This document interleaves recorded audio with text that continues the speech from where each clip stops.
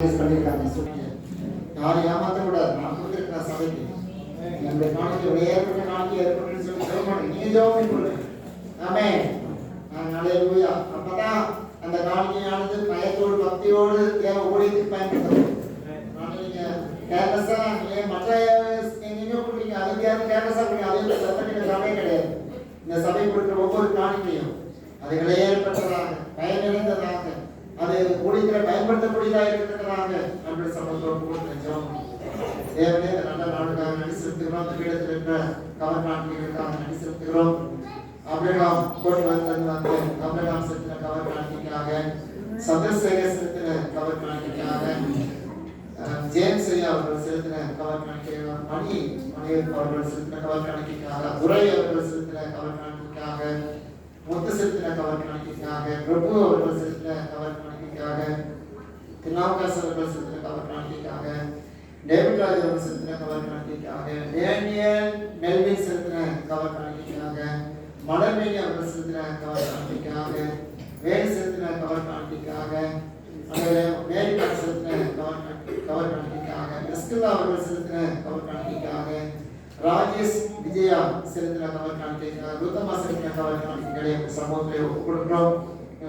தேவன் பிள்ளைகள் அந்த பரிசுத்த ஸ்தலத்திலே இந்த பலிபீடத்திலே கொண்டு தன்னுடைய காணிக்கைகளை கொண்டு வைக்கும்படியாக நீர் அவன் கொடுத்த கிருபை நினைத்து நமக்கு நன்றி செலுத்துகிறோம். இப்பொழுது அந்த காணிக்கைகள் எல்லாம் உங்களுடைய கரங்களுக்குள்ளாகவும் உங்களுடைய பார்வைக்கு நேராக நாம் கொண்டு வருகிறோம். கொடுக்கக்கூடிய அடியார்களுடைய வாழ்க்கையில தேவ சமாதானம் தேவ ஆசீர்வாதம் நிறைந்திருப்பதாக அவருடைய முயற்சி ஆண்டவரை இன்னும் பெருகட்டும். அவருடைய பிரயாசத்துக்கேற்ற பலனை நீர் கொடுத்து அவர்கள் ஆண்டவரே உமக்காக நம்முடைய ஊழியத்துக்காக செய்கிற அந்த காரியத்திலே அவரோடு இருந்து அவருடைய ஆண்டவரே வாழ்வாதாரம் பெருகத்தக்கதாக கிருபை செய்வதற்காக ஸ்தோத்திரம். ஆண்டவரே இந்த காணிக்கைகள் எல்லாம் உம்முடைய கருணைக்குள்ளாக கொண்டு வருகிறோம். நீர் தொட்டதற்காக அந்த ஆசீர்வாதத்திற்காக நன்றி. உங்களுடைய பிள்ளைகள் இந்த வாரத்தில் கூட அவருடைய வேலை வருமானம் தொழில் ஆண்டவரே போக்குவரத்து பிரயாணம் எல்லாவற்றையும் உங்களுடைய கருணைக்குள்ள நம்முடைய பிள்ளைகளை ஆசீர்வதிக்க போறதுக்காக ஸ்தோத்திரம். ஆண்டவரே மற்றும் நீ செய்த எல்லா உபகாரங்களுக்காக நன்றி செலுத்துகிறோம். ஆண்டவரே தேவனே நமக்கு நன்றி. அதோடைய சுத்தப்பட்ட காணிக்கைகளுக்காக ஸ்தோத்திரம். வாரம் முழுதும் நம்முடைய பிள்ளைகளுடைய வீடுகளிலே குடும்பங்களிலே உங்களுடைய சமாதானமும் உங்களுடைய சந்தோஷமும் பெருக்கமாய் காணப்பட நீர் கொடுத்த கிருபைகளுக்காக ஸ்தோத்திரம். ஆண்டவரே செலுத்தப்பட்ட காணிக்கைகளையும் நீர் ஏற்றுக்கொள்வீராக ஆசீர்வதிக்கிறார். அதுக்குள்ளான நன்மைகளை இந்த வார்த்தைகள் குடும்ப வாழ்க்கையை பெற்றுக் கொடுத்ததாக நீ கிருபை செய்ய போறதுக்காக ஸ்தோத்திரம். நீ செலவுகளை விலக்கி நம்முடைய பிள்ளைகள் ஆசீர்வாதம் நிறைந்த பாத்திரங்களை காணப்பட கிருபையாக ஆண்டவரே இம்மட்டும் நடத்தின எல்லா உபகாரங்களுக்காக ஸ்தோத்திரம். அப்பா இனிமேல் செய்ய போற உபகாரங்களுக்காக நன்றி. ஆண்டவரே ஆண்டவரே கவர் காணிக்கை உடைய காணிக்கை உடைய கஷ்டத்தை கருத்திலே கொடுத்து இந்த ஒழுங்குக்கு நான் பெற்றுக் கொடுக்கிறேன். ஆண்டவரே இதை கவனமாக பயத்தோடு ஆண்டவருடைய சன்னிதானத்தில் வைத்து நாங்கள் செலவு பண்ண நீ கிருபைதாரம். ஆண்டவரே கொடுத்தபடி அடியார்களுக்கு தேவையான எல்லா வருமானங்களையும் நீ கூட்டி கொடுக்க போறதுக்காக ஸ்தோத்திரம். தானத்தை வெண்மையாக்கி பரிசுத்த கருத்திலே கொடுக்கிறோம். உமக்கு மாத்திரம் மகிமை உண்டாகட்டும். இயேசு கிறிஸ்துவின் நாமத்தில் வேண்டிக் கொள்கிறோம். நல்ல பிதாவே ஆமென். இயேசுதாரம் அவருடைய ஒரு வார்த்தை வரவேற்கிறேன். இப்பொழுது நேரடியாக நாம் தேவனுடைய வசனத்துக்கு நேராக கடந்து போவோம். மணி 9:34. மத்தைகளுக்கு முடிச்சுட்டு காமன் நேரம் திரும்பியிருக்கும். 10:30 முடிச்சுட்டு உங்களை நான் வீட்டுக்கே நீங்கள் போயிடலாம். சரி சாப்பிட்டு போயிடலாம். அதுமாதிரி கொஞ்சம் பொறுமையாக உங்களுக்கு எப்பயுமே சொல்லியிருக்கேன். நாங்கள் சரியான டைத்தை மதிக்கக்கூடியவங்க. அதனால் நேரம்லாம் ஞாபகம் பண்ண மாட்டேன். சரிங்களா? நமக்கு தெரியும். சரி நான் தியானத்துக்கு நான் என்ன பகுதி எடுத்துக்கொண்டேன் என்றால் முதலாம நம்மளுடைய பாப்பா சித்ரா செய்தி கொடுச்சு. சரிங்களா? லாஸ்டர் ஐஸ்வர்யம் கொடுத்தீங்க பேசு நல்லா பேசு நல்லா கரெக்டாக பேசி சேவை பண்ணு. அதனால் அதில் பேசிட்டு இருக்கும்போது எனக்கு அது ஒரு வசனம் அது பட்டுச்சு. அதை தான் நான் தியான பகுதியில் எடுத்திருக்கேன். வேறு ஒன்றும் கிடையாது. சரிங்களா? அதான் அந்த என்ன கேட்டீங்கன்னா லூக்காஸ் விசேஷம் 16வது அதிகாரத்தில் லாஸ்டர் ஐஸ்வர்யம் இவங்களை குறித்து தான் பேசிட்டு இருந்துச்சு. அதில் பேசிட்டு இருக்கும்போதே எனக்கு ஒரே ஒரு காரியம் மனசுல ஆழமாக இருந்துச்சு. சரி அதான் உடனே நான் தியானமாக நான் எடுத்துக்கொண்டேன். அதுதான் அந்த தியானிக்கும் நான் விரும்புகிறேன். அது என்ன வசனமாக இருக்கும் என்று நீங்கள் காத்திருப்பீர்கள். அது என்னவென்றால் லூக்கா 16வது அதிகாரம் 21வது வசனத்தை தான் நான் வாசிக்கிறேன். அதை கவனமாக கவனிக்கிறேன். லூக்கா 16:21. அவனுடைய மேய்க்கையிலிருந்து விழுந்த துணிக்கையினாலே தன் பசியை ஆற்ற ஆசையா இருந்தான். நாய்கள் வந்து அவன் பருக்களை நட்பிற்று. இந்த பண்ண வாசிச்சு ஐஸ்வர்யவான் வந்து எங்க இருந்தான், லாசர் எங்க இருந்தான் அப்படின்னு சொல்லி அந்த பொண்ணு தெளிவா வாசிச்சு. சரிங்களா?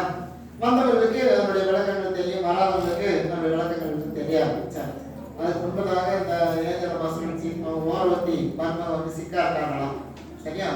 அவங்களுக்காக நம்ம ஜோம் பண்ணிடுமா?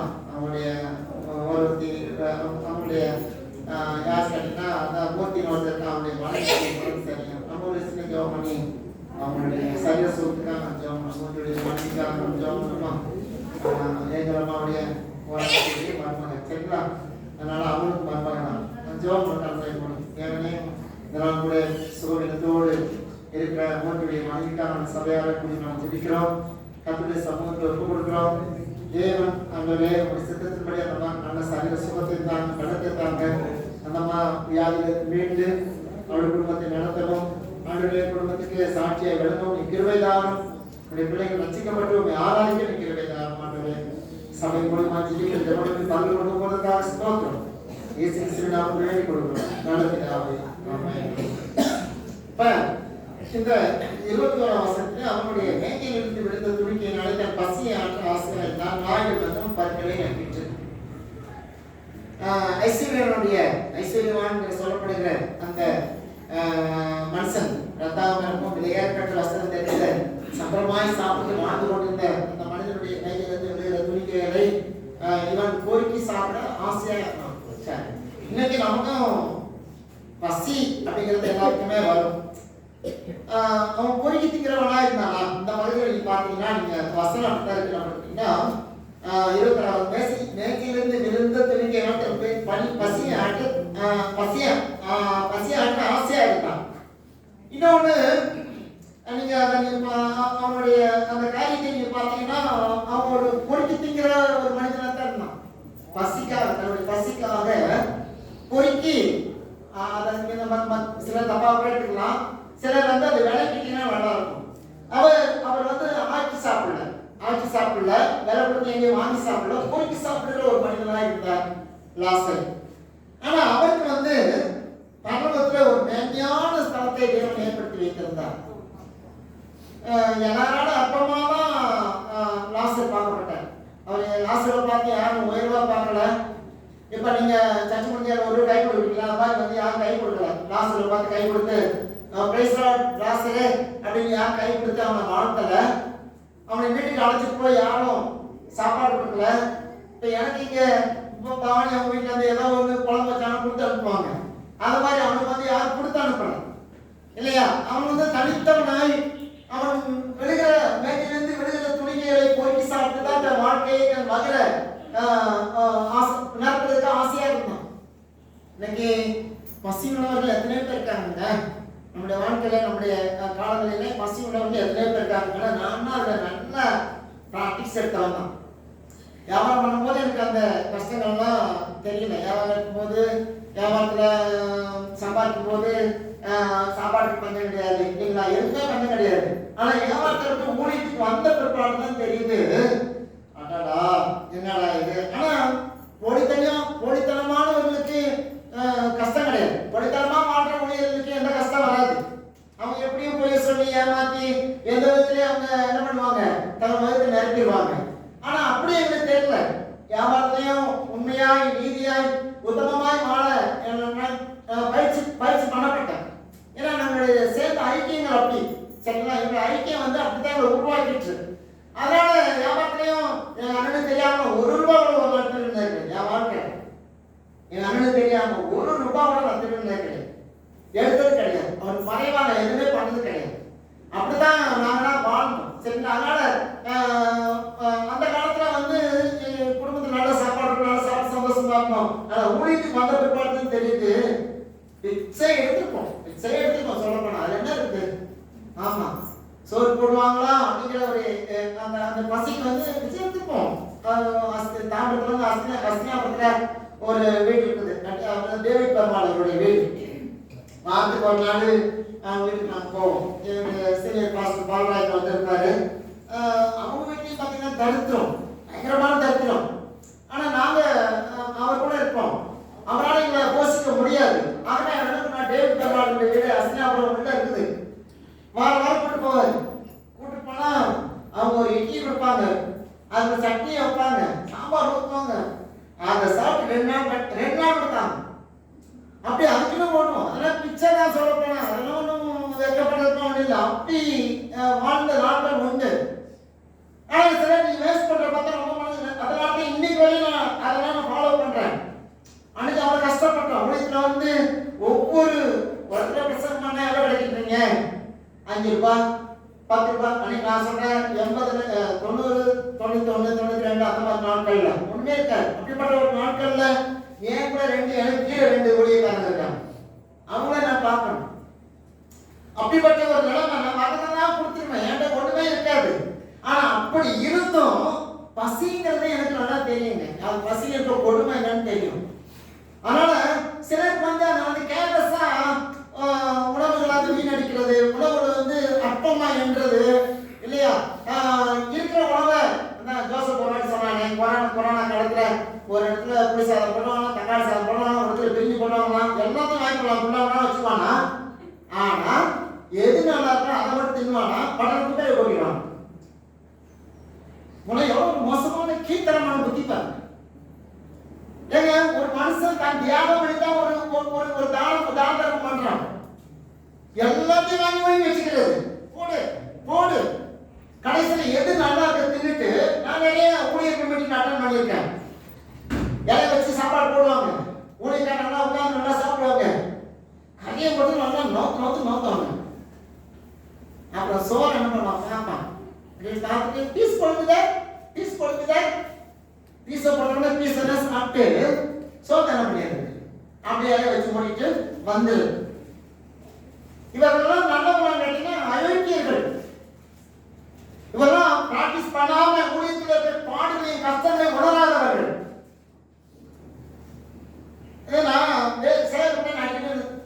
சொல்றேன் இல்லையா, வேஸ்ட் பண்றீங்களா, பண்ணாதீங்க. ஒவ்வொன்றும் விளையாடப்பட்டது. இன்னைக்கு இருக்க உணவு வந்து 10 வருஷங்களுக்கு கிடைக்குமானா, நான் சொல்றேன் உங்க பிள்ளைகளை நீங்க தரித்திரத்தை வளர்க்க உங்க பிள்ளைகளை நாளைக்கு உங்களை மாதிரி உங்க பிள்ளைங்க இருப்பான்னு கனவோட நினைக்காதீங்க. உங்க பிள்ளைகளுக்கு கண்டிப்பா வளங்க.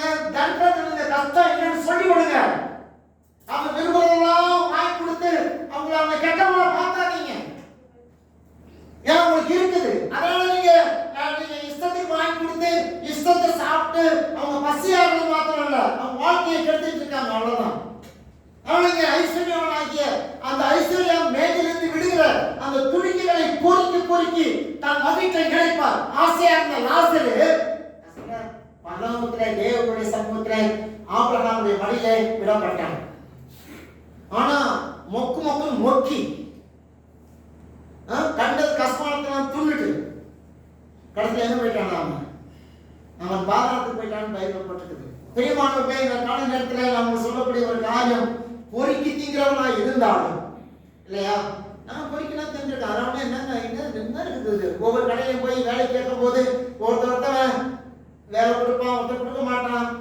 1979 தான் எங்களுக்கு சொந்த கடை ஒன்று வந்துச்சு. அதுக்கான ஒவ்வொரு கடையில ஏறி இறங்கினவன். ஒரு கடையில போய் நின்ன 1974 கொண்டு ஒரு கடையில போய் நிற்கிறேன். அவர் பேர் முருகேசன், அவருடைய ஓனர் பேர் முருகேசன். அவர் பையனை ஏழைன்ட்டான். யாரா ஏழை, நீ யார், உன் குடும்பம் ஏழை, என் பேர ஏழைன்றான். அப்படியே அடிச்சு போட்டான்.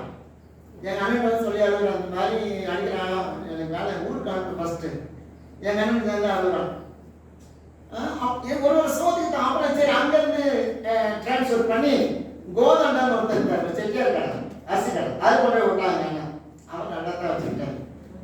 அவர் குறையெல்லாம் சொல்ல முடியாது. அப்படியே எங்கள் அண்ணனே பண்ணிட்டாரு நான் சொல்லிட்டு அப்புறம் டேர்பட்டில் ஒரு கடையில் போய் விட்டாரு. இதெல்லாம் பெரிய ஒரு எதுக்கு தெரியுமா, அந்த அந்த பசிக்கு ஒரு வேலை. ஏன்னா எங்கள் வீட்டில் எங்களுக்கு போசிக்கிற அளவுக்கு எங்களுக்கு சக்தி இல்லை. பிள்ளைங்க ஏன் படிச்சுட்டு போட்டோம் அப்படிங்கிறத அவங்க விட்டுட்டாங்க. பிரியமானவர்களே, இங்கு லாசருங்கிற ஒரு தரித்திரன் இல்லையா, ஒரு வியாதி உள்ளவன். தரித்திரன் தான் வியாதினவனுக்கு போகணும், அந்த அளவுக்கு போகல.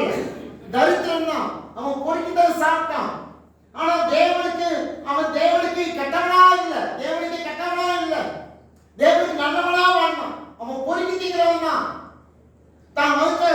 எப்படியாவது நிரப்பணும்னு ஆசையா இருந்தான். அது யாருமே கடவாங்கல. இன்னைக்கு நீங்க யோசிச்சு பாருங்க, உங்களுக்கு பசி வந்துச்சு, என்ன பண்ணுறீங்க? யாராவது ஏமாங்க வரானா அவன் தலையில மிளகா அரைச்சிடலாம். பைபிள் சொல்லுது வேலை செய்யாதவன் சாப்பிடாதன்னு போடு. வேலைக்கு போறியா? நீ சாப்பிட ஏன் சாப்பிட்ற? நீ வேலைக்கு போற வலிக்குதுல்ல, அப்புறம் நீ தலைமலையில விருந்துக்கு எதிர்பார்க்கற வேண்டாம், விட்டு வேலை செஞ்சு நீ சம்பாதிச்சு எந்த ஹோட்டல் போய் சாப்பிட யார் வேணாம்னா? அடுத்தவங்க பொருள் அடுத்தவங்க பணத்துல அப்படியே புசிக்கிறவங்க நிறைய பேர் இருக்காங்க. அடுத்தவங்க பணத்துல அப்படிப்பட்டவனா நீங்க, நான் சொல்றேன், நீங்க வெளியே வேணா வந்தாவா மதிப்பா மரியாதையா இருக்கலாம், ஆனா தேவனுடைய பார்வையில நீங்கள் ஒரு தரித்திரர் தான். ஆகவே அவங்க மனசு நினைப்பது ரொம்ப மனசுக்கு இருந்தாலும் நான் அப்பதான் அந்த பொண்ணு நான் சொல்லும் போது நான் யோசித்தேன், இந்த நிலைமை எனக்கு இருந்துச்சு. லாசரு போல நானும் என் பசியை ஆற்றுவதற்கு, என் மகிழ்ச்சியிலே பசி உண்டாகும் போது அதை நிரப்புவதற்கு நானும் எவ்வளவு கஷ்டப்பட்டிருக்கேன், எவ்வளவு பாடம் வச்சிருக்கேன், எங்கெல்லாம் ஓடி இருக்கேன், எவ்வளவு அடி, எவ்வளவு அசிங்கமான வார்த்தைகளை கேட்டிருக்கேன். இப்படிலாம் வாழ்ந்துதான் 1979 நான் சின்ன ஒரு கடை வச்சுதான் அப்புறம் என்ன பண்ணலாங்க முன்னேற ஆரம்பிச்சோம். அப்பதான் அவர் நல்ல ஸ்தானத்தை என் தேவனாய் கட்டர் கொடுத்தார். அது எவ்வளவு நாள் இருந்துச்சுட்டீங்க? 1989 89 நான் போய் பார்த்துட்டேன். அதுக்கு பிற்பாடு அதோட பயங்கரமான பிச்சை, தரித்திரம், வறுமை. ஆனா ஒரு வைராக்கியம், வீட்டுக்கு போக மாட்டேன், வீட்டில் யாரையும் கேட்க மாட்டேன். எனக்கு ஊழியத்தில் என்ன கொடுக்கிறீரோ அதுதான் எனக்கு உணவாயிருக்குன்னு சொல்லி வைராக்கியமா எடுத்து பார்த்தேன். கடைசியில் கூட இந்த 2 பேரும் நட்டு கழிச்சு போயிட்டாங்க. மொத்தம் கூட இருக்க முடியாது, ஒன்றை மாதிரி எல்லாம் வாழ முடியாது, போயிட்டாங்க. சந்தோஷமா விட்டு தனியா இருந்தேன், போராடி பார்த்தேன். கடைசியில் பாராய்க்கு ஒரு பாசன தலைமை இருந்தார், அவர் செத்து போயிட்டாரு. சிக்கனத்தை செத்துட்டார், நல்ல மனுஷன் தான், சிக்கன் செத்துட்டாரு. அதுக்கு பிற்பாடு ஒரு சின்ன ஒரு ஊழியர் குழுவை ஜாயின் பண்ணி அப்படியே உருவாக்க ஆரம்பிச்சேன். பிரியமானவர்களே, நான் ஏன் இதை சொல்கிறேன் என்று சொன்னால், இவன் 26ஆம் வசனத்திலே 16 தன் பசியை ஆற்ற ஆசையா இருந்தான். இன்னைக்கு நிறைய பேருடைய வாழ்க்கையில வெளியே சொல்ல மாட்டாங்க. அவங்களுடைய பசி, அவங்களுடைய வேதனை, அவங்களுடைய போராட்டம் அவங்களுக்கு தான் தெரியும். ஆனா அவங்களை நாம் அர்த்தமாயிடுவோம், உதாசீனப்படுத்துவோம். ஒருத்த பசினால தூக்கினானா அவனை உதாசீனப்படுத்துவோம், அவனை இது பண்ணுவோம். ஆனா இன்னைக்கே நம்ம பிள்ளைங்க சரியான பக்குவத்துல பசியோடும் கஷ்டத்தோடும் நஷ்டத்தோடும் வளர்க்க ஆரம்பிச்சு நாளைக்கு நமக்கு பிற்பாடு அவர்கள் சொந்த கால தைரியமா நிற்பாங்க. அப்படி வளர்க்க தெரியாதவங்க நாளைக்கு நீங்க எந்த லெவல்ல நீங்க வளர்த்துக்கணும் அந்த லெவல்ல எதிர்பார்த்துட்டு இருப்பாங்க. தெரியவங்க இந்த வசதி வேணும், இந்த வண்டி வேணும், இந்த மொபைல் வேணும், அடம்பிடிப்புங்க. எங்க அப்பா வாங்கி கொடுத்தாரு, அப்படி எங்க அம்மா வாங்கி கொடுத்தாங்கன்னா ஒரு நாளும் பட்டினியா பண்ண மாட்டாங்க. எங்க பேரண்ட்ஸ் மாதிரி யாருமே கிடையாது அப்படின்னு சொல்லி உங்களுக்கு போது நாளைக்கு ஒரு கஷ்டங்கள் வரும்போது நிற்பதற்கான அறிவு இல்லாம போயிடும். ஆகவே இங்கு தன்னுடைய விசுவாசத்தை இழக்கவே இல்லை ராசன். சாப்பாடு கிடையாதுங்க, துணி கிடையாதுங்க, சரீரம் நல்ல பலம் கிடையாதுங்க, ஆனால் கூட தன்னுடைய விசுவாசத்தை கொஞ்சம் கூட இழக்கல ராசன். இயேசுவோடு இருக்க உறவை நமக்கு என்ன வந்தது? சில கஷ்டங்கள் வரும்போது இயேசுவே ருசிக்கிறோம், பாஸ்வே ருசிக்கிறோம், சபையே இருக்கிறோம், அதுக்கு எங்கே உதவி தலையிடும். ஏன்னா நமக்கு இருக்க நெருக்கம், நம்மளுடைய தேவைகள் அவ்வளவா இருக்கிறது. ஆகவே பாஸ் நல்லவர் அல்ல, சபை நல்லதல்ல, ஊழியர் கெட்டது, இயேசு என்னை ஒன்றும் செய்ய மாட்டேன், அப்படியே உதவி தலையிடும். ஆனா லாசருக்கு வந்த உடல் நெருக்கத்திலையும் அவர் தன்னுடைய விசுவாசத்தை இழக்கவே இல்லை. சாவு ஒரு நாள் வரப்போகிறது. இந்த வியாதி எனக்கு பணவத்து கொண்டு வாங்கணும், இந்த வியாதியின் மூலமா சில பாடங்களை தேவன் ஏற்படுத்தி கொடுத்து பணவத்து கொண்டு போயிட்டாரு, அவ்வளவுதான். அதனால இன்னைக்கு உங்களை போஷிக்கிறதா இயேசுவால முடியாதா? கண்டிப்பா முடியும். ஏன் பட்டியா இருக்கீங்க? தேவன் உங்களை சோதிக்கிறார். சில காரியத்திலே உங்களை முன்னால தள்ளி உங்களை பரீட்சை டெஸ்ட் பண்றாரு. இந்த தரித்திரத்திலையும் இந்த வறுமையிலையும் இந்த கஷ்டத்திலையும் என்னை சேவிக்கிறார்களா என்று சின்ன டெஸ்ட் தான்.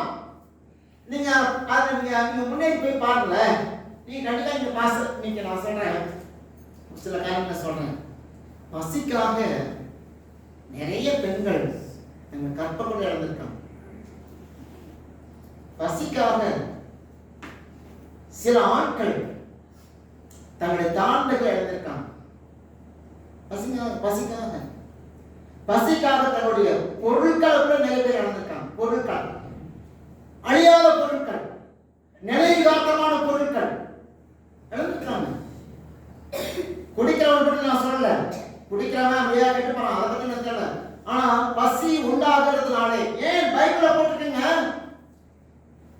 பசிக்காக ஏசா தன் சேஷ்ட புத்திர பாகத்தை விற்று போட்டான். தனக்கு மேன்மை, தனக்கு சொத்து, தனக்கு உயர்வு, தேவன் கொடுத்த விலையில்லா மதிப்பில்லாத பொக்கிஷத்தை பசிக்காக, ஒரு கூடுக்காக விற்று போட்டான். இஸ்ரவேல் ஜனங்கள் அடிமையாய் பாபிலோனுக்கு போன பொழுது தங்களுடைய பிள்ளைகளை வெட்டி சமைத்து சாப்பிட்டார்கள். பசிக்காக தங்கள் பெற்ற பிள்ளைகளை வெட்டி சமைத்து சாப்பிட்டார்கள். புலம்பல் எழுதியிருக்கு. பசிக்காக ஒரு பசியோட பொருள் ஒரு வேளை 2 வேலை இல்லை. நான் இன்னைக்கும் சில யூடியூப் சேனல்ல நான் பார்க்கிறேன். ஆப்பிரிக்கா கண்டத்துல பார்த்தீங்கன்னா ஒரு சில இடங்களில குரங்கு சாப்பிட்றவா இருக்கான், பாம்பை சாப்பிட்றவா இருக்கான், தவளையை சாப்பிட்றவா இருக்கான், பன்னியை சாப்பிட்றவா இருக்கான், எல்லாத்தையும் சாப்பிட்றவா ஆள் இருக்காங்க. நம்ம சர்ச்சில் ஆள் இருக்காங்களா? இருக்காங்களா? நான் சொன்னா சொல்லுவாங்களா? இருக்காங்க. வேற சொல்லுவாங்க. அதெல்லாம் எதுக்காக சாப்பிட்றாங்க அப்படின்னா, அவங்க நம்ம மாற்றி கடுகு போட்டு, எண்ணெயை ஊற்றி, கடுகு போட்டு, வெங்காயத்தை போட்டு, தக்காளியை போட்டு, அப்புறம் இஞ்சி பூண்டு பேஸ்ட்லாம் போட்டா செய்யறீங்க. அதெல்லாம் கிடையாது. சும்மா ஒரு கடாயில போட்டு வேக வைக்கிறான், வேக வச்சு என்ன பண்றான், அடிச்சு நோக்கம். அப்ப அப்படி தன் பசிக்காக எதையும் திங்கக்கூடிய உலகத்துல நம்ம வாழ்ந்துட்டு இருக்கோம். ஆனா தேவன் உங்களை எதையும் குறையில்லாமல் போஷிக்கிறார். தன் பசிக்காக தன்மானத்தை இழந்தவர்கள் எத்தனை பேர் இருக்காங்க.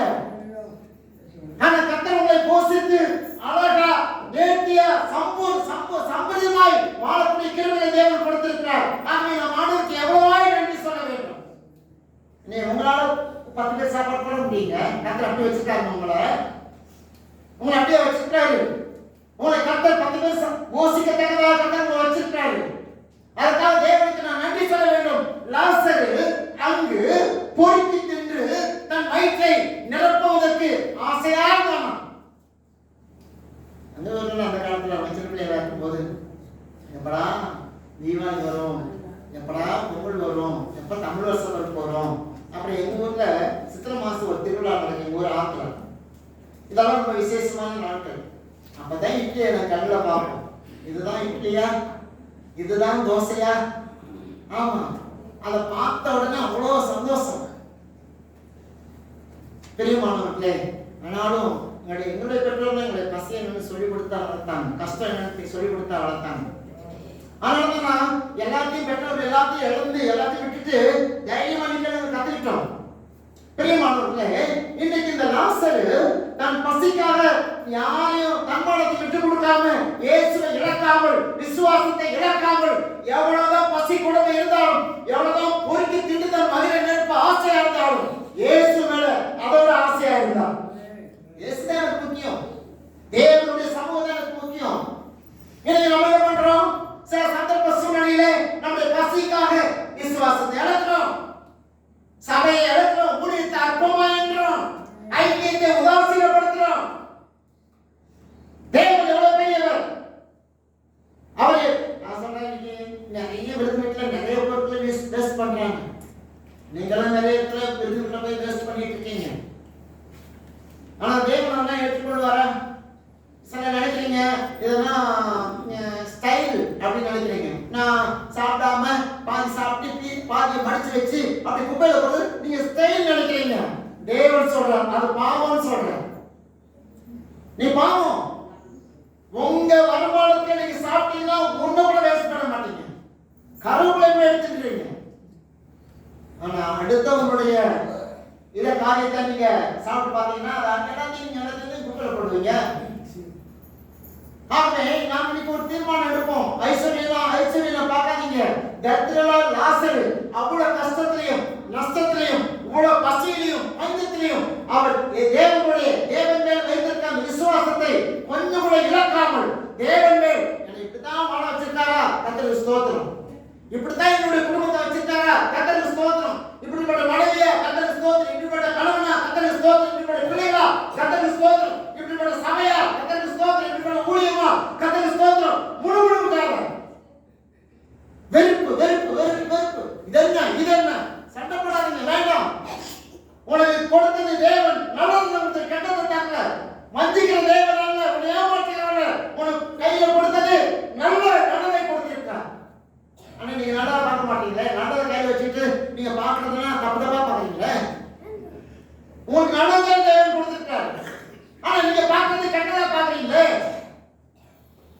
இவ்வளவு தரித்திரத்திலையும் அவன் எப்படி இருந்தாராம் அவரு.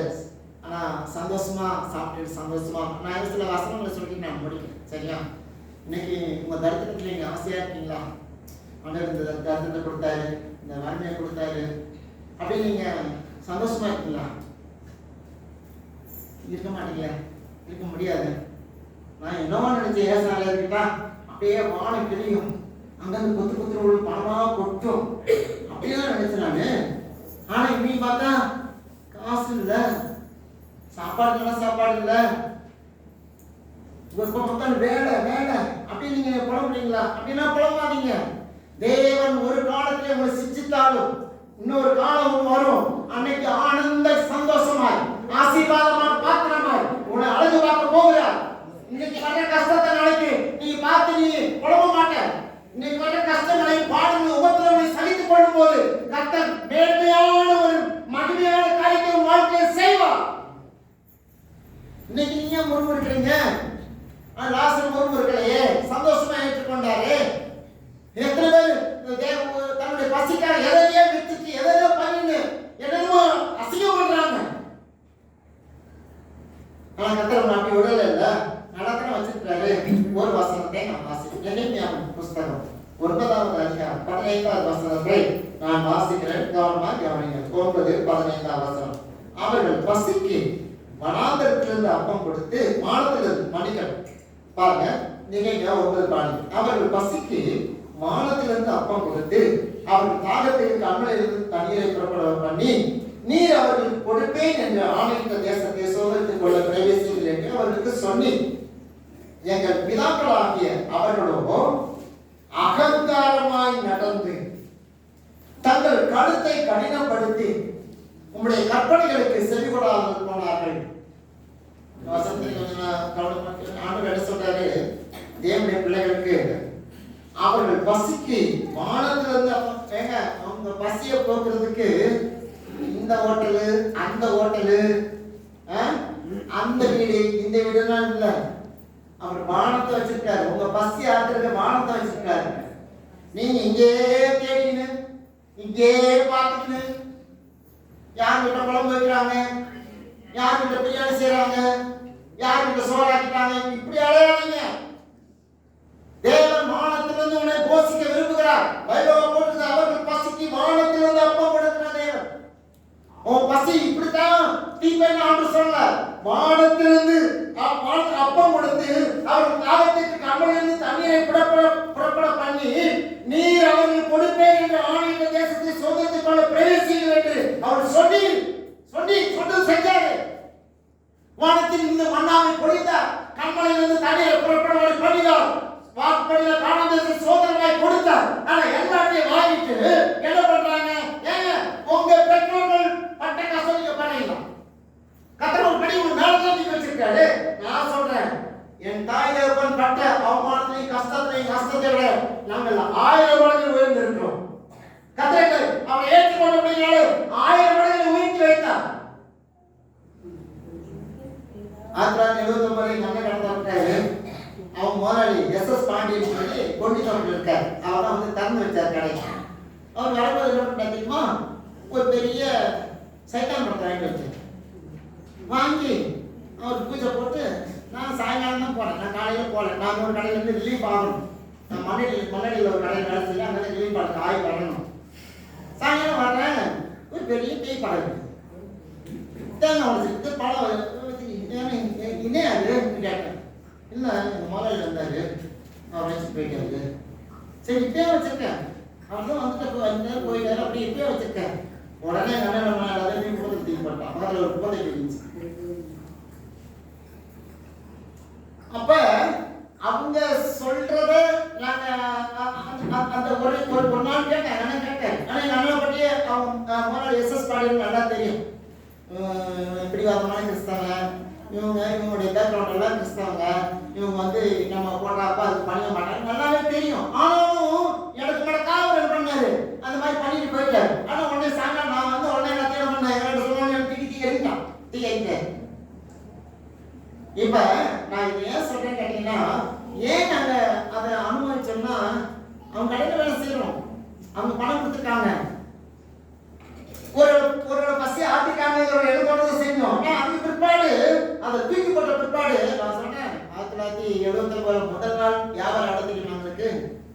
ரூபா நாணயம் வந்து காலையிலேருந்து வியாபாரம் பண்ணி 13 ரூபா. 2வது நாள் வியாபாரம் 36 ரூபா. சரிங்களா? 3வது நாள் வியாபாரம் 99, 100 ரூபா தொட்டோம். சரிங்களா? இப்படி ஒவ்வொரு நாளும் அப்படியே கண்டிப்பாக ஏறி கொண்டு வரும். ஒரு மாதத்துல நாங்கள் 1000 ரூபா தொட்டுட்டோம். சரிங்களா? 1000 ரூபா தொட்ட பிறகு தான் எங்கள் அப்பா நான் வந்து வர சொல்கிறோம். சாப்பாடு செஞ்சு போடுறது எங்கள் அப்பா வர சொல்கிறேன். நான் ஏன் இதெல்லாம் உங்களுக்கு சொல்கிறேன்னு கேட்டீங்கன்னா, ஆண்டவர் வந்து கஷ்டங்களுக்கு உட்படுத்தினார், பசிகளுக்கு உட்படுத்தினார், பட்டினிக்கு உட்படுத்தினார். ஆனால் அவரை சார்ந்து அவரை நம்பி நிற்கும் போது, விசுவாசத்தில் நிற்கும் போது தேவனைகளை அங்கே எங்க அப்பா அம்மா வச்ச கடன் எவ்வளவு கடன் வச்சுட்டு போயிட்டாங்க, அடைக்க முடியாத கடன். இந்த கடனை கொடுத்த ஒரு காலத்துல எல்லா கடனும் அடைச்சோம். இது கடன் கொடுத்தவங்க வந்து எங்க கடன் வாங்கி போனாங்க. சிவாசில் இருக்காங்க, எங்க அத்தை செத்தாங்க. அவனா அவங்களே எங்கள் வாழ்க்கையில் எனக்கு கண்டிப்பா சொத்துன்னு தான் சொல்றேன். எனக்கு அது 4 அத்தை இருக்காங்க. இந்த 4 அத்தை எங்க சொத்து தான். ஒருத்தவங்க கூட எங்க குடும்பத்துக்கு எதிராக வந்தவங்களே கிடையாது. அவ்வளோ நேசிக்கிற ஒரு அத்தை எனக்கு கொண்டு கடைசி அத்தை தான் செத்தாங்க. நான் சாப்பிட போல. நான் ஏன் சொல்றேன் கேட்டீங்கன்னா, அவங்களே எனக்கு ஒரு காலத்துல சப்போர்ட்டா இருந்தாங்க. ஆனா அவங்களே ஒரு காலத்துல அவங்க நஷ்டப்படும் கடன் வாங்கி போனாங்க. என்னுடைய கஷ்டங்களை தேவன் பார்த்தார். ஆனா மனிதனுடைய கையில சில உதவிகள் வந்தது. ஆனா என்னுடைய கைப்பற்ற வாழ்க்கையில் நான் சொல்ல வேண்டிய கூடியத்துல வந்து லாசரை போல பொறுக்கி திங்கிற ஒரு நிலைக்கு தான் நான் வந்தேன். அது என்ன மாற்றம் கிடையாது. தனிப்பட்ட மனிதன் நின்றதுனால என் ஊழியத்தில் நான் உண்மையா என்னை காத்துக்கொள்ள தேவன் உதவி செய்தார். ஆனா தேவன் நெகேமியா 1வது அவர்கள் பசிக்கு வானத்திலிருந்து அப்பம் கொடுத்து அவர்கள் தகத்து கண்ணிலிருந்து தண்ணீர் புறப்பட பண்ணி, நீர் அவர்கள் கொடுப்பேன் என்ற ஆணையிட்ட தேசத்தை சோதத்தில் கூட பிரவேசிங்கள் என்று அவர்களுக்கு சொன்னி, எங்கள் பிதாக்களாகிய அவர்களோ நான் இன்னைக்கு தேவனடி ஆகாரத்தினாலே போஷிக்கிறார், நல்ல துணிமணினாலே போஷிக்கிறார், நல்ல வீடு வாசல்னாலே என்னை திருப்தியா வைத்திருக்கிறார். நான் இந்த நிலம் வந்த பிற்பாடு எங்கள் பிதாக்களாகிய அவர்களோ அகங்காரமாய் நடந்து, நான் சொல்றேன் நல்ல தேவன் முன்னை உங்களை நடத்தி வந்த விதங்கள்லாம் பாருங்க. ஒருவரோட சோத்துக்கு ஒருவரோட பசிக்கு நாம் யாராட்ட கையெழுந்திருக்கோம் நீங்க யோசிச்சு பாருங்க. நீங்க இல்லைன்னு சொல்ல முடியுமா? இல்லைங்க, நான் பசிக்காக யாருக்கு கையெழுந்தல, நான் எந்த வீட்டில் போய் நிக்கல சொல்ல முடியுமா? யாராலையும் சொல்ல முடியாது. இங்க வசனம் சொல்லுது, எங்கள் பிதாக்களாகிய அவர்களோ அகங்காரமாய் நடந்து, இன்னைக்கு உனக்கு இருக்குங்கிறதுக்காக நீங்களும் நானும் அகங்காரமாய் நடப்போம் என்றால் தேவன் மிக மிக வேதனைப்படுவார். அகங்காரமாய் நடந்து தங்கள் கழுத்தை கடினப்படுத்தி, கடினப்படுத்துறீங்களே, தலையாற்ற இயேசுக்காக தலையாட்ட மாட்டீங்களே, உலகத்துக்காக தலையாட்டுறீங்க, உறவுகளுக்காக தலையாட்டுறீங்க, இயேசுக்காக தலையாட்ட மாட்டீங்கன்னா முடியாது. உறவுகளுக்காக தலையாட்டுறீங்க, மகளிருக்காக தலையாட்டுறீங்க, உலகத்துக்கு தலையாட்டுறீங்க. ஆனா தேவனுக்காக அவர் வானத்தில் உனக்கு மன்னாவை கொடுத்து உன்னை போஷித்து உன்னை பலப்படுத்தி உன்னை வைத்திருக்கிறாரே. இன்னைக்கு நான் சொல்றேன் ஒரு காரியத்தை, வாரமெல்லாம் வீட்டை சாப்பிடுறீங்க, சமையலே சாப்பிடுறோம். ஆனா பரிசுத்த பந்திங்கிறது இங்க உள்ளது இல்ல, இது வானத்திலிருந்து கொடுக்கப்படுகிற அப்பம். இது எத்தனை பேர் அசரம் பண்றாங்க? இல்ல எத்தனை பேர் தடையா இருக்காங்க? அவர் சொல்லுகிறார், அவர்கள் பசிக்கு வானத்திலிருந்து அப்பம் கொடுத்து அவர் காலத்துக்கு கண்ணை தண்ணீரை கொடுத்து, ஆனா அவர்களோ அகங்காரமாய் நடந்து தங்கள் கழுத்தை கடினப்படுத்தி உங்களுடைய கற்பனைகளுக்கு செவி கொடாமல் போனார்கள். 17 வசனம், அவர்கள் செவி கொடுக்க மனது இல்லாமலும் அவர்களிடத்திலே நீ செய்த உங்களுடைய அற்புதங்களை நினையாமல் போய் தங்களை கழுத்தை கடினப்படுத்தி தங்கள் அடிமைத்தனத்துக்கு திரும்பும்படிக்கு அவர்கள் கலகம் பண்ணி ஒரு தலைவனை ஏற்படுத்துகிறார்கள். ஆகிலும் வெகுவாய் மன்னிக்கிறவரும் இரக்கமும் மன உருக்கமும் நீடிய சாந்தமும் மகா கிருபை உள்ளவருமாகிய தேவனாகிய நீர் அவர்களை கைவிட்டனர். வசந்த பாத்தீங்களா? அவர் யாரா? நம்ம யாரு? நம்முடைய அகங்காரமாய் நடக்கிறவர்கள், நாம் நம்முடைய கழுத்தை கடினப்படுத்துகிறவர்கள், அவர் கற்பனைக்கு செவிகூடாதவர்கள். ஆனா அவர் யார்? அவரை பற்றி வேதம் சொல்கிறது, பதினேழாம் கீழே ஆகிலும் வெகுவாய் மன்னிக்கிறவர்.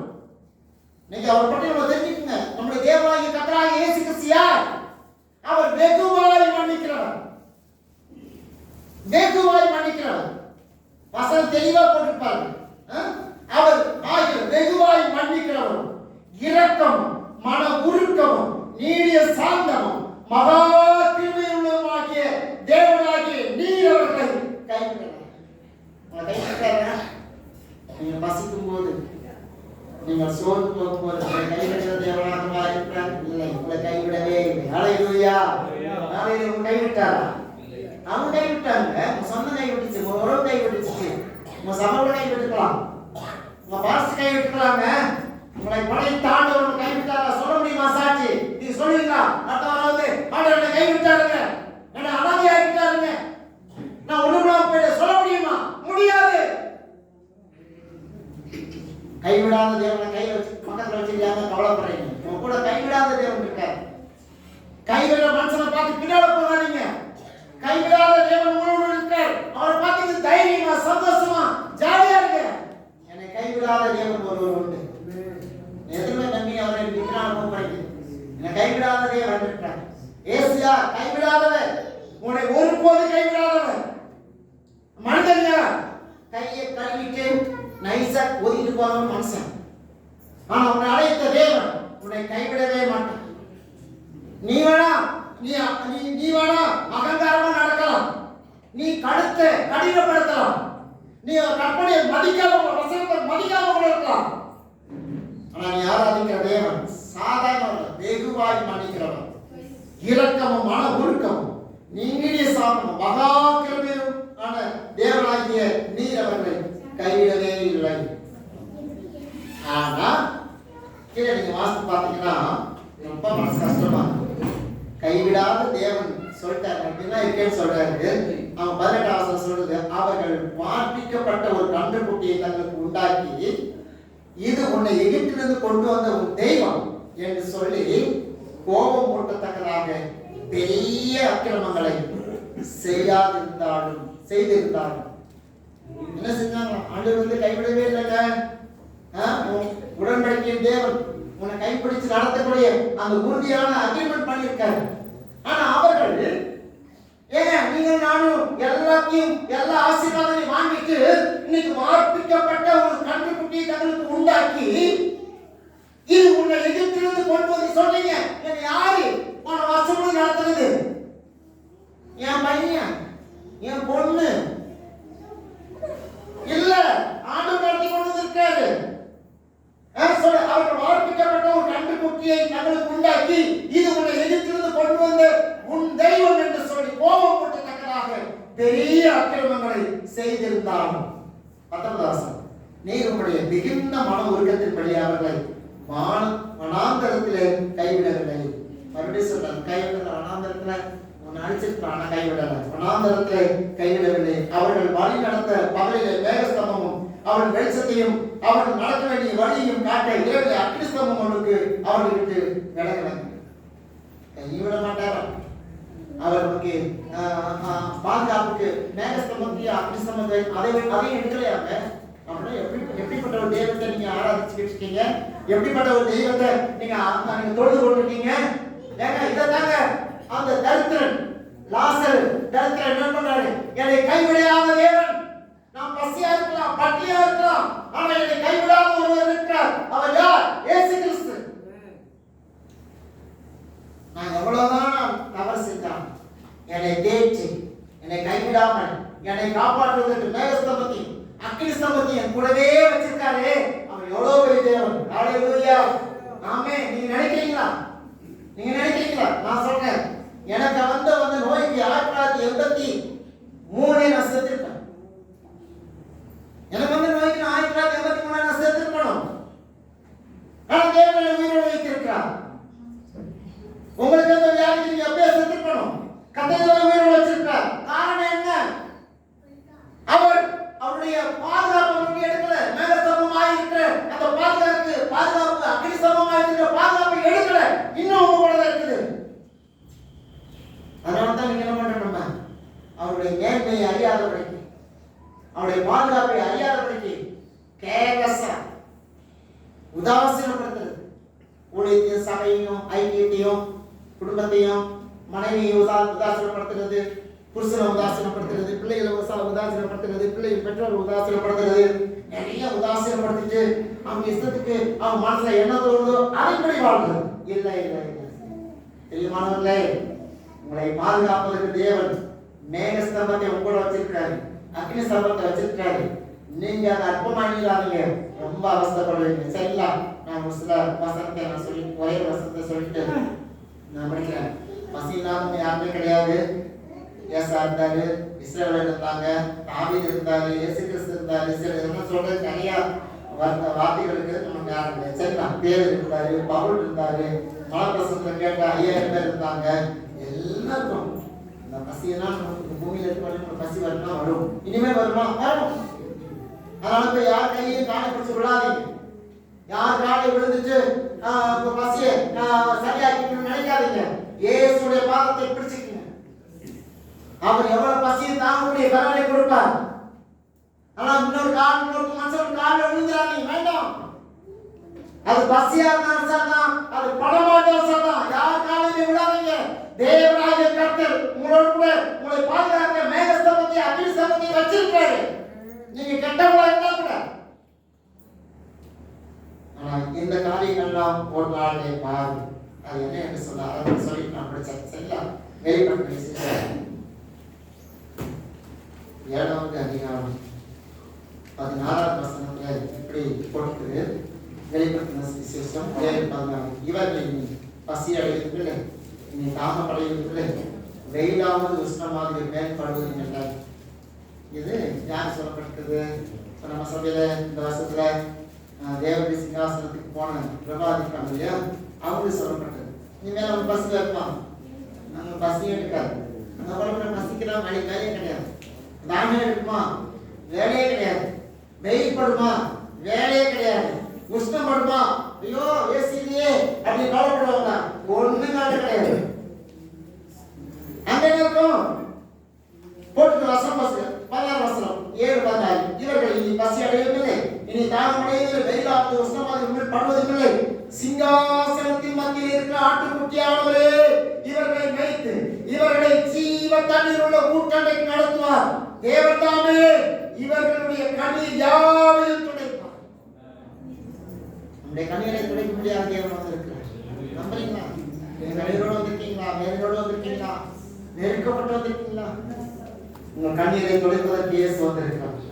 இன்னைக்கு அதை நீங்க உணர்ந்துட்டீங்கன்னு வச்சுக்கோங்களேன், நீங்க எதை பத்தி கவலைப்பட, என்னை கண்ணீரை துடைக்கிறதுக்கு இயேசு இருக்கிறார். ஆமென். என்னை கைவிடாது இருப்பதற்கு என் கையை பிடித்துக் கொண்டு இருக்கிறார். இந்த ஒரு காரியத்தை நீங்க யோசிங்க. தரித்திரனாகிய லாசரு உங்களோட பிரச்சனைகளையும் இயேசு விட்டு விசுவாசத்தை விட்டு விலகவே இல்லை.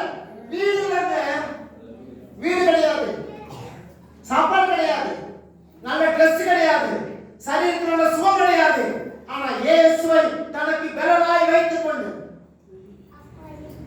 தன்னுடைய நிர்வாணத்தையும் தன்னுடைய வெறுமையை தன்னுடைய பசியையும் இயேசுவை மறுதலிக்காமல் இயேசுவை பற்றிக் கொண்டு இயேசுக்காய் வாழ்ந்த அந்த தரித்திரனாகிய லாசரு மரித்தார். தேவனுடைய பிள்ளைகளோடு கூட இளைப்பாறுதல் ஸ்தலத்துக்கு கொண்டு போய் விடப்பட்டார். இன்னைக்கு இந்த கால நேரத்தில் நிறைய பேர் எதை பற்றி குழம்பிட்டு இருக்கீங்களா? எனக்கு அது இல்லை, இது இல்லை, அப்படி இப்படி குழம்பாதீங்க. உன் தேவனாய் உன்னை காப்புப்படுத்தி மேகஸ்தம்பத்தை கொடுத்திருக்கிறார், அக்னி ஸ்தம்பத்தை கொடுத்திருக்கிறார். ஆகவே மூன்று ஒரு கைவிடாத அவர்களை பிடித்து நடத்தி கொண்டிருக்கிறார். ஆகவே இந்த இயேசுதான் லாசரை நடத்தினார், உங்களையும் என்னை நடத்த ஆயத்தமா இருக்கிறார். நான் தமிழை அப்படி சொல்லுங்க. ஜெபிப்போம், தேவைகளை வந்து கடைசி ஜெபத்தை பண்ணலாம். இதெல்லாம் கண்களை கொடுக்கணும், ஜெபம் பண்ணுமா, ஆளுநர் கொடுத்த பசியில வந்து ஆமென். அல்லேலூயா. வானத்திலிருந்து மன்னாவை கொடுத்து போஷிக்க தேவன் ஆயத்தமா இருக்கிறார். ராஜ்யபலிக்கார். அல்லேலூயா. இயேசுவை பார்த்து விடு. அல்லேலூயா. இயேசுவே நன்றி ராஜா, ஸ்தோத்திரிக்கிறோம். என்னை எனக்கு இல்லாம போனாலும் உன் கிருபை எனக்கு போதும் ஐயா. ஆகாரம் இல்லாம போனாலும் மகிமை எனக்கு போதுமையா. இந்த இயேசுநாதா மகிமை எனக்கு போதுமையா. என்ன எனக்கு இல்லாம போனாலும் கிருபை எனக்கு போதுமையா.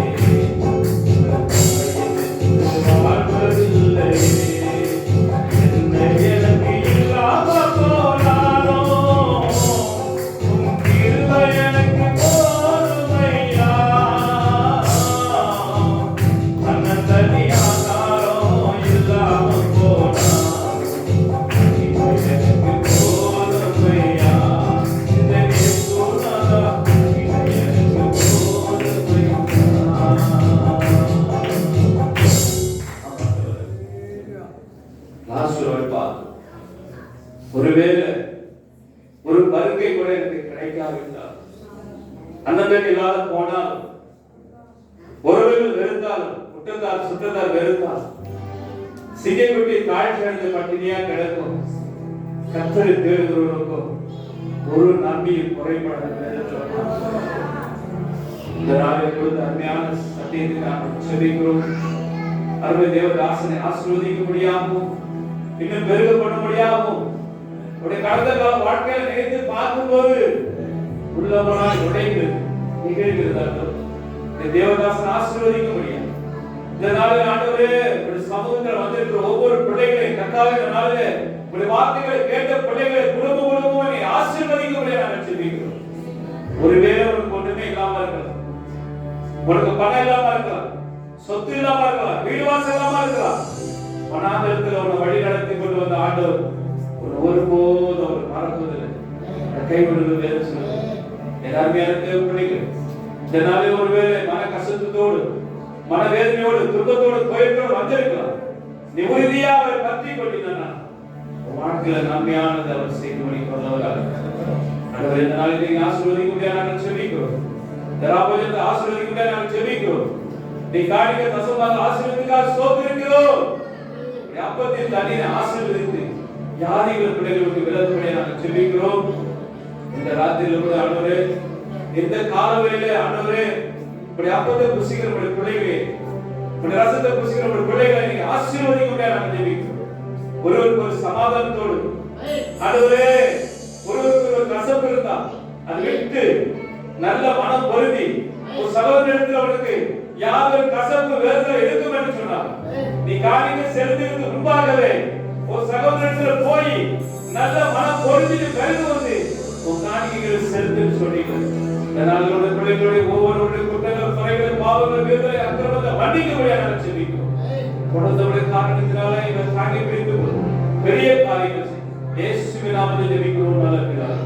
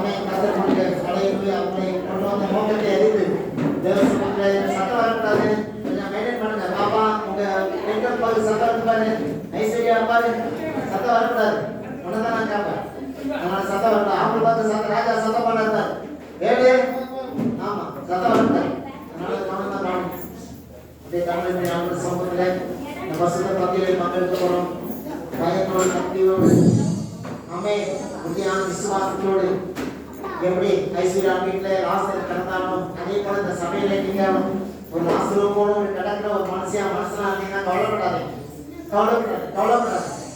கத்திர நடிகரான தொலைக்கு போங்க. உங்களுக்கு விலகவே நம்ம பாதுகாப்பு தேவன் மக்கள் சம்பந்தி மேல சம்பந்தி வச்சிருக்கிறார். அதனால நீங்க துக்கத்தோடு இருக்கணும். ஐயோ இப்படிப்பட்ட நிலைமையான கவலைப்படாது அப்படின்னா லாசர் கவலைப்படும். அதனால தைரியமா ஹalleluya கிடைத்த இந்த சந்தோஷத்துக்காக நன்றி எப்போது விடுதலைக்காக நன்றி எப்போது இருக்கிறதுக்காக நன்றி சொல்லி தேவசத்துக்கு நன்றி செய். நிச்சயமாகவே நாம எப்ப தேவசத்துக்கு வந்து இந்த பாவங்களை அறிக்கை செய்ய ஆரம்பிக்கிறோமோ கர்த்தர் அப்படியே ஒவ்வொரு பாவத்தையும் கழுவி சுத்திகரித்து உங்களை பரிசுத்தப்படுத்தி வீட்டுக்கு அனுப்ப போறார். நீங்க அறிக்கை செய்யணும், அதுதான் உங்களுடைய வேலை. அதாவது நான் பாவம் செஞ்சிட்டேன்னு சொன்னதை விட நான் அறிக்கை செஞ்சிட்டேன்னு சொல்றதா நல்லதுங்க. ஆமே, நான் பாவம் செஞ்சிட்டேன்னு சொல்றதை விட நான் அறிக்கை செஞ்சிட்டேன், நான் ஒன்றுடாம அறிக்கை செஞ்சிட்டேன் அப்படின்னு சொல்லி பாருங்க. கர்த்தர் உங்கள் பாவத்தை கழுவி சுத்திகரித்து ஒரு வீட்டுக்கு சந்தோஷமா அனுப்புவார். ஹalleluya. நம்மை பாவங்களை நாம் மனதிறக்க வேதம் சொல்கிறது, நான் பாவங்களை மறைக்க வாழ்வடைய மாட்டான், அவனை அறிக்கை செய்து விட்டுவிடுவோம் இறக்க வருவார் என்று சொல்லி வேதத்தில் இருக்கிறது. ஆகவே நம்முடைய பாவங்களை நாம் மனத்தாழ்மையாய் நாம் அறிக்கை செய்வோம். யாராவது நான் செய்வோம், அதனால எல்லாம் அறிக்கை செய்வோம். அறிக்கை செஞ்சவங்க திருவிழு போவாங்க, அறிக்கை செய்யாதவங்க பாவத்தோடு போவாங்க, வட்டி முதலமா போவாங்க. அதனால நீங்க தான் தீர்மானம் பண்ணணும், சரிங்களா? அதனால தயவுசெய்து நம்முடைய தேசத்தை நாம் நம்முடைய பாவங்களை அறிக்கை செய்யும் போது நம்முடைய கோயில்களை ஒரு பாட்டு பாடுவாங்க. அப்புறம் நம்ம எல்லாரும் மனத்தாழ்மையாய் நம்முடைய பாவத்தை அறிக்கை செய்வோம்.